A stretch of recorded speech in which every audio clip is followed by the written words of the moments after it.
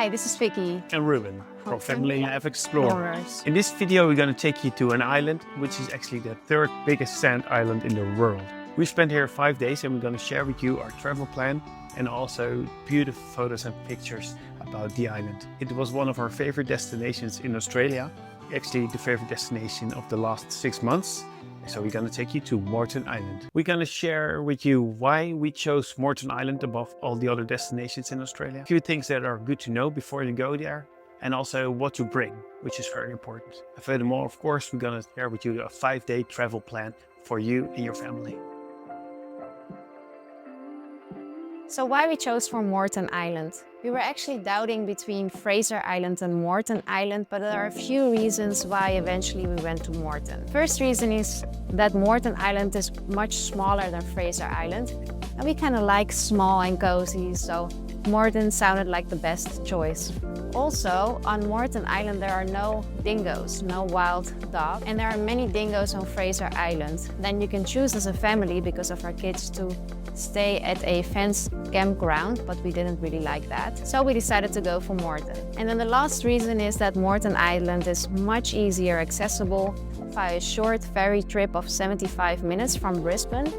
And that's great for us because we don't really like boats so much. I get very seasick. But both islands are absolutely beautiful. They both have beautiful beaches, white sand, beautiful landscape. But for families, we think it's better to choose for Moreton Island because it's smaller, cozier, there are no dingoes. So that felt good for us.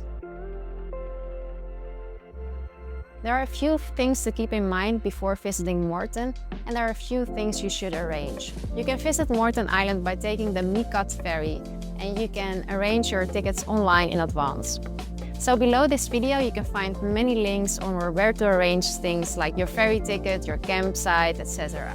Another thing which is very important and you shouldn't forget, because otherwise you will receive a fine, is to arrange your vehicle permit. Also, that you can easily arrange online. They sometimes also offer the option to book this permit when you book your campsite, so make sure to do this as well. And also you should arrange your campsite in advance, because especially in high season it can get very busy. So you can go to the Queensland government website to arrange that. And we also share a link below for you to check it out. Then actually the most important thing, you should write it down somewhere, is keeping track of the tide schedule. Because you will be driving on the beach all the time if you want to get from A to B on Moreton Island. So you have to check the tides, because if you're on high tide and you are stuck on the beach will take your car. And it happens a lot. It's quite funny actually. They created a Facebook website about this with funny pictures from tourists getting stuck on Moreton Island. So you definitely don't want to be on this Facebook website. And because you're driving on the beach, you always have to lower your tire pressure. So that's something you should do before getting on the island. Most of the people do this when they are waiting in line for the boat. That's a great moment to do that. And then the last thing we were surprised about is that there was internet connection on our phones on the island. Not everywhere on the island, but on our campground we were able to send some messages. Because Moreton Island is an island, there are a few things you really need to bring, otherwise you won't have a good time. So first of all, it's very important that you drive in your 4-wheel drive and have a tank full with fuel. There are not so many gas stations on the island, so be sure to fill up before you leave. Furthermore, there are also no grocery stores, so pack a lot of food, a lot of drinks, especially a lot of water, so you can manage through the days. If you don't want to carry too much water, there are water taps on the island, and we always bring our water filtering system. We actually have a few bottles of live straw that filter every water that we can find, and we can drink it easily and safely. So that's a really great tip if you go camping. Something else that's really good to bring, it's not per se necessary, but it makes it way more fun, is to bring your own firewood. On the island, you're not allowed to cut any trees or use any branches that are on the floor. The island is protected, so be sure to bring your own firewood so you can make your campfire and roast some marshmallows or potatoes or anything you would like. And of course, then the standard stuff you want to bring on your holidays is reef-safe sunscreen to protect yourself from the sun and protect the reef from dying off. And furthermore, there are sometimes quite some mosquitoes on the island, so definitely bring your mosquito repellent. And then last but not least, you will see a lot of people fishing on the island. So if you like fishing, Moreton Island is fantastic. If you don't like fishing, but you want to try it out, just bring some cheap gear and go with your kids in the water and try to catch some fish. It's great fun for the whole family, so it's really cool. And once you're in the water, you can also bring your own snorkel gear. As we said, there are wrecks on the island which you can go to and you can snorkel among the wrecks with the coral and all the fish around it. Really beautiful, so snorkel gear is really good to bring as well. So now let's move on to our 5-day travel plan to Moreton Island, especially for families with kids. Your very first day is all about traveling. Take your time to get to the boat, take the ferry to the island, and drive towards your campground. We chose to stay at the Ben Eva campground, which is actually very close at the ferry, just a couple of minutes drive. But this is a very family-friendly campground. It's along the beach, but actually within some trees, and the spaces are very broad. It's great for families. And at the time when we were there, I believe it was August, it was not high season at all. It was very slow. We were actually just with some others on the campsite. We had the whole space for ourselves, which was absolutely great. And it's great just to be able to walk on the beach from the campsite. The campsite itself, it just had cold showers and that's it. And you are able to make your little campfire and enjoy the sunset every evening, which we did and was amazing. So day one is all about arriving on the island, settle down, setting your campsite, making your campfire, play around, walk on the beach, take it easy with the kids, and enjoy a little barbecue together.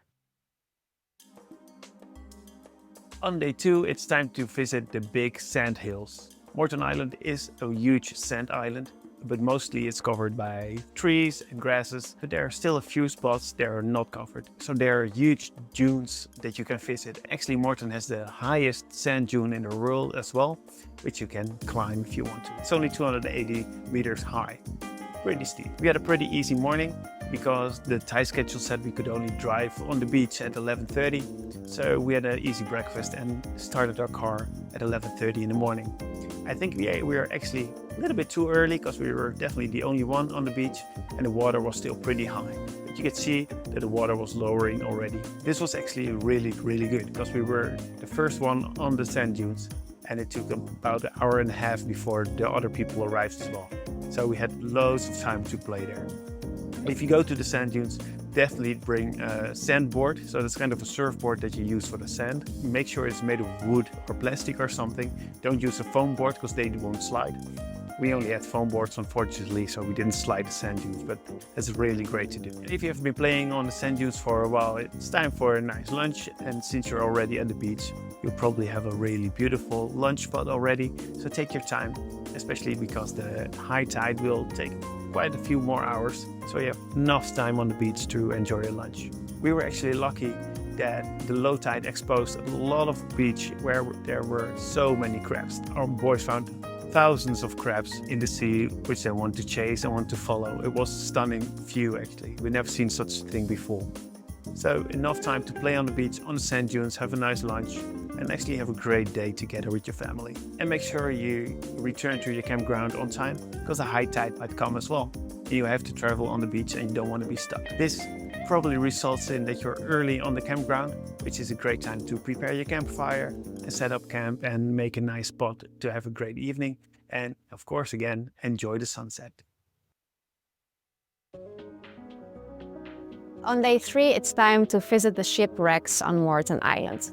The most famous one are along the beach at the spot where the MICAT ferry arrives. You can actually see them from the boat. And those are a little bit deeper in the sea. So the best tip we can give you is not to visit the shipwrecks early in the morning, because you will find many tourists coming for day trips and snorkeling trips in the morning. So if you just wait a little bit until the moment when it's completely low tide, then it's the best to go snorkeling yourself, because also then the swim will be way less and it's just easier to access the shipwrecks. So that's what we did. We went there at low tide. We put on our flippers and our snorkeling gear and we went off. And then we noticed that the most challenging things we were facing that day was the currents and the wind. It was pretty strong, and we were actually carrying our kids with our little surfboards, so it was quite challenging. But gladly there was this one tour guide who pulled us with his speedboat towards the wrecks, and then we could enjoy the snorkeling a little bit. It was beautiful. We also noticed that there is some new reefs developing on the boats. It was absolutely amazing to see. So if you have time, please also go on this snorkeling trip. And then if you're ready, you just go back to the beach and enjoy the rest of your day off on the beach. Play a game on the beach, swim a little bit, enjoy the sun. We just like to take it slow when we're traveling with our kids and not plan too many activities on one day.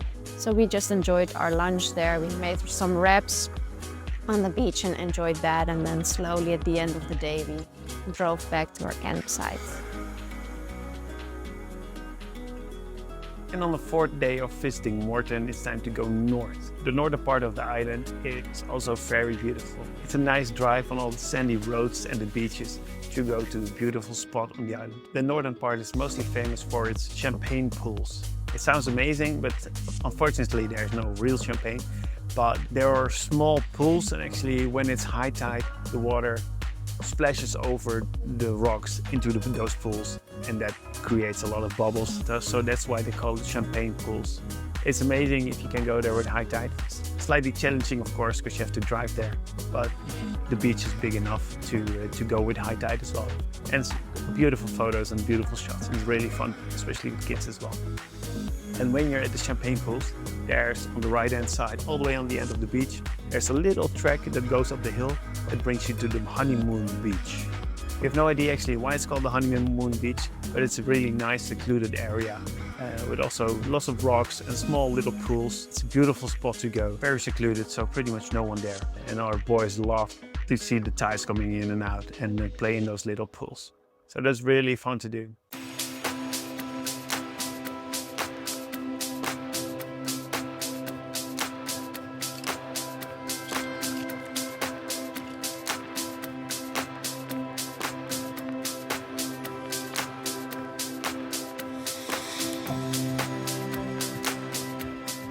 Once you're up north, there's so much beach. You can play the whole day in the sun, bring your lunch again, and enjoy the day and relax a little bit over there. And if you like fishing, this is one of the best spots to be. We heard from the fishermen there that there are so many fish in the sea. You can spend the whole day trying to catch some for your dinner later on the day. And the best thing about fishing on Moreton Island, you don't need a permit. Yeah, in a lot of places in Australia, you need a fishing permit. But Moreton Island is all free, so make the best of it. Another thing, when you drive towards the northern side of the island or when you return, there's a nice lookout called the 5 Hills Lookout. It's just a few minutes walking from the road actually, so you can park your car, go to the lookout. There you will have a stunning view of the island and the beaches. And then on day 5, it's unfortunately time to go back home.